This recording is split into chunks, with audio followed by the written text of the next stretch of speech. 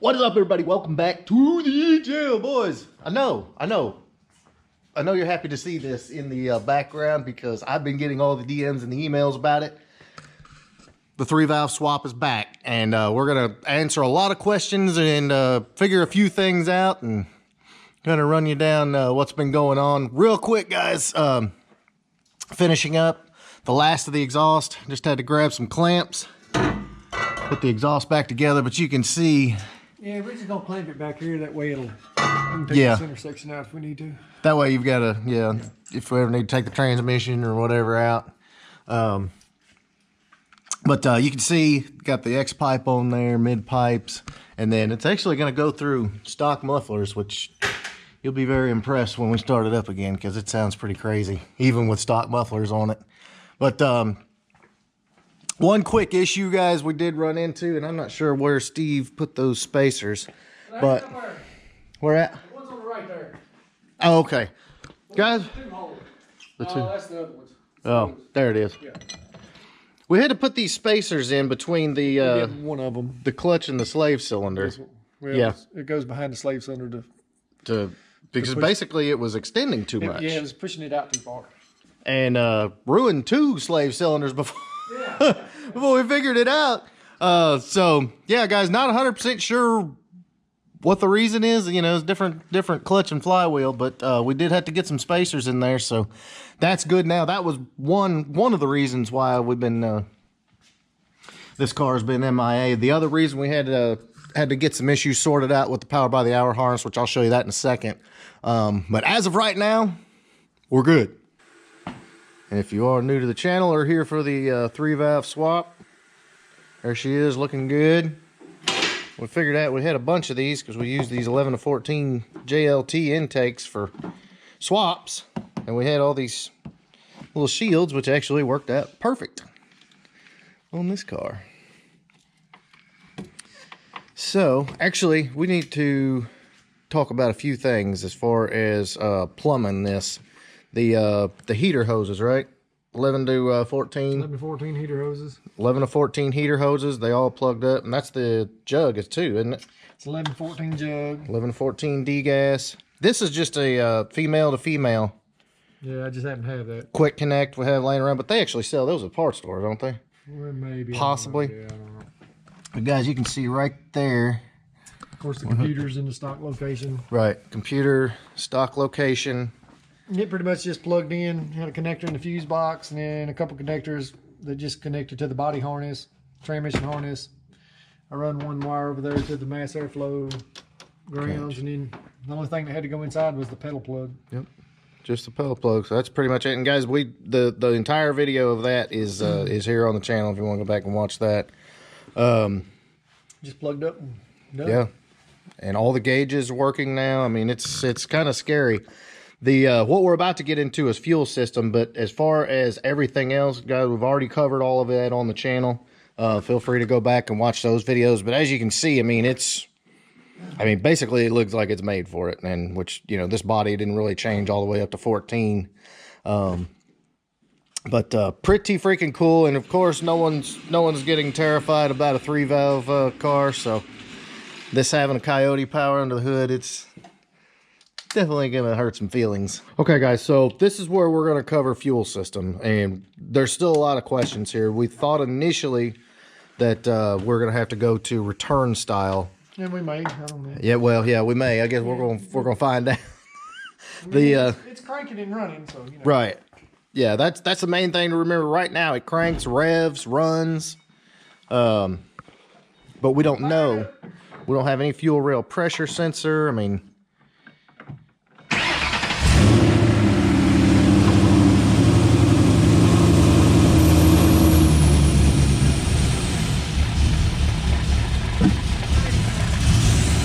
55.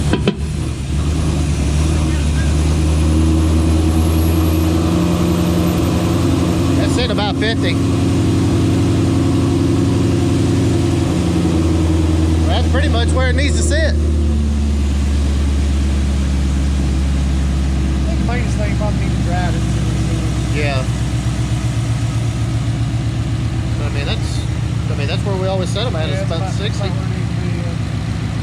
funky. It's kind of... Yeah, it's... Which I think it actually might be dripping a little bit. But again, guys, we haven't done anything, absolutely anything with the fuel system. So this is kind of weird. Don't know exactly, because the 3-valve, if you remember, guys, had a fuel rail pressure sensor up here on the rail. And we're not using that rail anymore, so there's technically nothing regulating fuel whatsoever that we're aware of. So I guess the next step will be take it down the road, see what it does. So yeah, guys, we're about to take it down the road, but you can see it's just sitting here. The car has not been tuned, and we haven't touched the fuel system at all, and it's just sitting here idling like it's crazy. Yeah, it sounds great. Let's hear that exhaust real quick.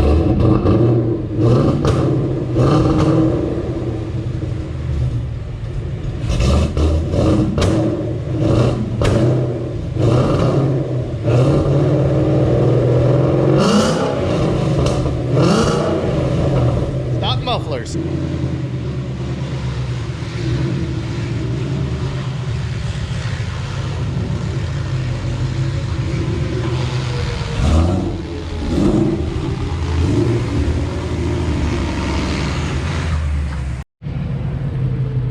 All right. Guess we'll know in a minute.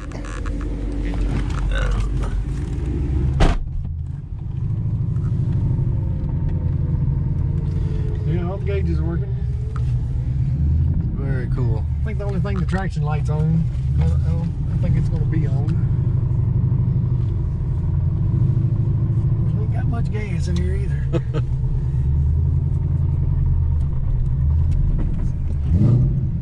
Fuel doing. Okay, so that's 60. So it's So far so good, huh? yeah, definitely. 58, 59. Okay. So far so good. Yeah, that's about where it needs to be. I know you're having a hard time, guys, but straight up 12 o'clock is 50, so it's sitting about where it...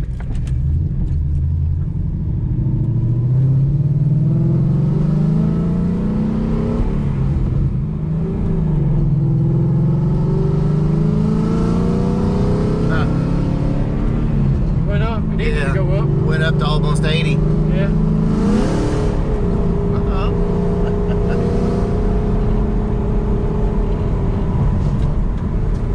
Running smooth as it can be, though. Yeah, especially with no tune.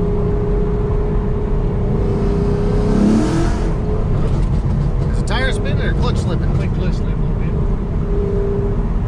Get broke in. Fresh, yeah, fresh, brand new clutch, y'all. A good one too. Yeah. Always seems like a better clutch, more brake in it needs. Uh-huh. Yeah.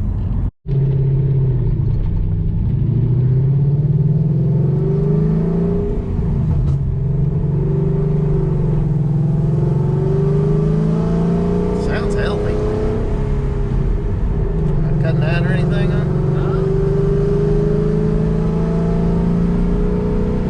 Fuel pressure's hunting a little bit. Well, there it went way up. Like it let off between shifts and it runs up to 80. I wonder if it's like when it's spraying more, like it doesn't have that pressure against it no more, so now it throws, you know what I mean? Yeah.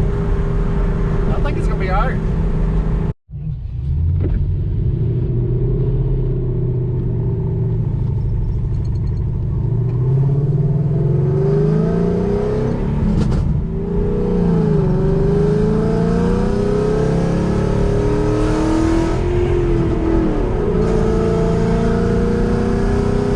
Sounds great.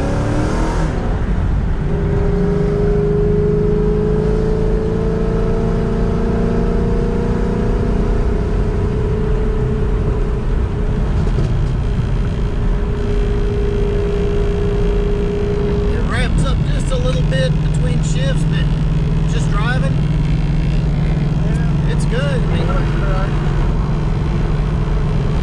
We may put it back on there once we get it tuned, that way we can really get on it, Yeah. drive it, get the clutch broke in and all that. I think for now, we're gonna roll with it. all right, guys, we're just gonna pull over real quick and go ahead and take the gauge off. I think we've got enough data. Yeah, I mean, we know what the fuel pressure's doing.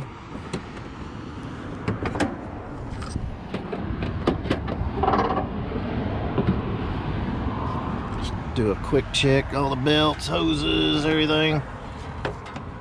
Gonna take it about 10 minutes up the road and charge the air, but and double check. Bless you. Thank you. Yeah, everything looks great. All right, guys, we're gonna charge air up and just see if what Power by the Hour did in the PCM works. One note, guys, if you hadn't caught the entire series, the engine harness for the 3-valve had the was it the low pressure switch? The high pressure switch, which is right there, and obviously you're not using that anymore. So the theory is whatever Power by the Hour did in the PCM, the AC should work. So there you go. All right, moment of truth. See if we got air.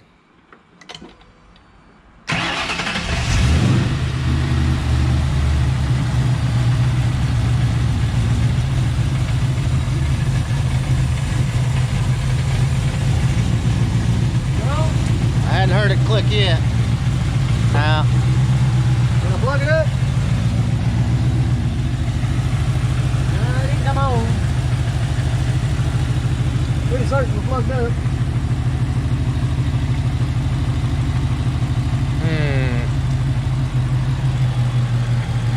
Yeah, no cycle yet.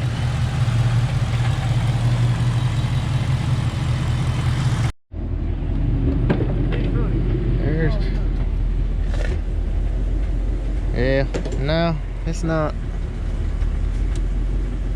AC on max.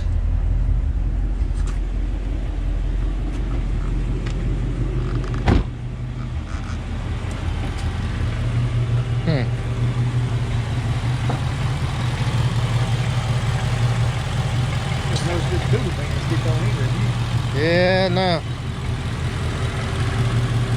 Yeah, the fan should kick on as soon as the air's kicked on. I don't think it's... Yeah. I think there's enough temperature to come on. All right, guys, we're back at the shop. Gonna throw it up on the lift, just make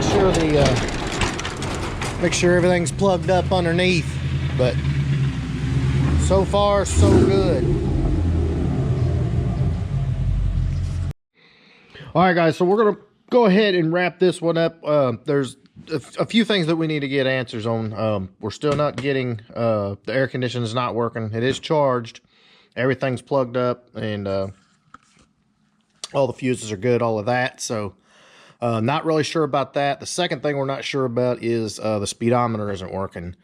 So we're going to get with Power by the Hour about that and just see what's going on there. They should have a solution for us. Last and final thing this car needs is it needs to be tuned really bad. And obviously cold air intake, the boss intake, the headers, all that. It needs a tune big time. So that's pretty much it. Break the clutch in. We will do a follow-up, just to let you know what we find out as far as the air conditioning, the speedometer and all that. But guys, it doesn't get really any easier than this as far as swapping. This is a pretty easy swap and takes a car that very few people respect on the street, being 3-valve powered, and boom, you got a Coyote. Especially, guys, if you've got one of these cars, it's paid off. This is a lot less expensive than buying a newer car that's already Coyote powered. I mean, this makes a lot of sense. And again, being these older cars, people don't know it's got a Coyote in it. You can take some money with them too. So if that's your thing, hey, maybe it's not your thing. Either way, this is gonna be a really fun car, and already drives great. So looking forward to seeing how this thing does when it's tuned. So again, we will have a follow-up and kind of finalize everything. Anything else we find, of course, we'll bring it to you. And huge thanks again, Power by the Hour, for making these harnesses, helping us out get through this, so we can bring it to you. So that's it. If you enjoyed this video, big thumbs up. Make sure you smash that subscribe button. And we got to make on Fox stuff. All these. Yeah.